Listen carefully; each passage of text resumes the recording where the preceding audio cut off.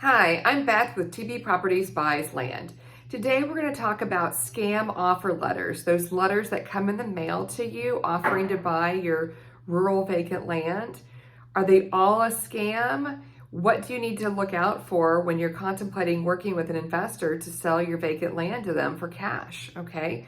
So, are all these letters that you receive in the mail, are they all scams? It's hard to say, but right now we know that there's enough scams out there that you have to be careful. Today I got an email from supposedly PayPal saying that my account had been hacked and to email somebody to get my money back. And it was a scam email. Okay, so we're seeing these scams everywhere. What do you need to do to protect yourself? And what questions should you ask to weed out the scams from a potential investor who might actually be able to help you out and buy your property from you? Okay. So one question that I would ask first when it comes to working with an investor is, how do you plan on closing on the sale of the property?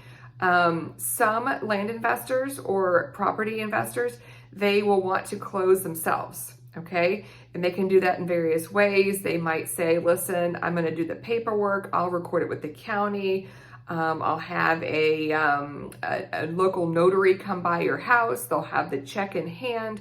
So we'll sign the deed at the same time I give you the check. Okay. Can it be legit? Can be. Is there a potential for a scam there? Absolutely. What if that check bounces? Who knows what could happen if the paperwork's not done right. So, for me, I would feel more comfortable closing through a title company. When you buy or sell a house, you're closing through a title company, okay? They're a good third-party intermediary. They're gonna do the paperwork. They're gonna make sure that they're not gonna close on the transaction until they've received certified funds from the buyer.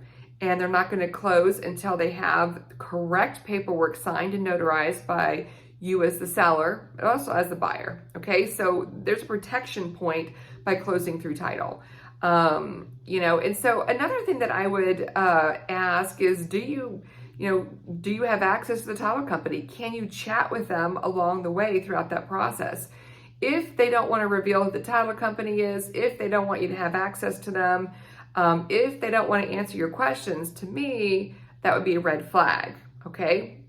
So, I think the most important thing for protection would be working with the title company, but also having access to them so that you can contact them as often as you wish directly with any questions. Hey, I don't want to get paid by wire transfer anymore. I want to get paid with a check, or my brother and I own the property and we want to split the proceeds, evenly. Whatever that is, you should be able to contact them. And if the buyer, if that land investor doesn't want you to have contact with them, that would be a red flag to me not to work with them. There are other things I'd like to go through, but I'm going to split that up into another video so that these don't get too long. Here at TB Properties Buys Land, Tim and I, we work together. He's up in Oregon, I'm here in Texas, but we buy land, 10 plus acres generally all over the country. But it's really important for us that our contract is very simple to understand. It's just one page, and we always close through title.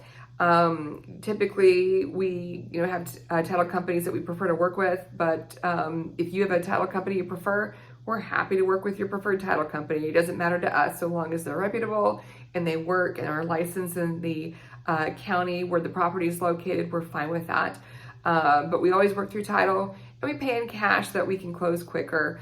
And it's very important to us that our sellers are able to contact title as often as they need to directly. So if you have any questions, reach out to us. I'll try to make some more videos and a couple other questions to look out for when it comes to these scam offer letters. And are they legit or are they scam, and what to look out for.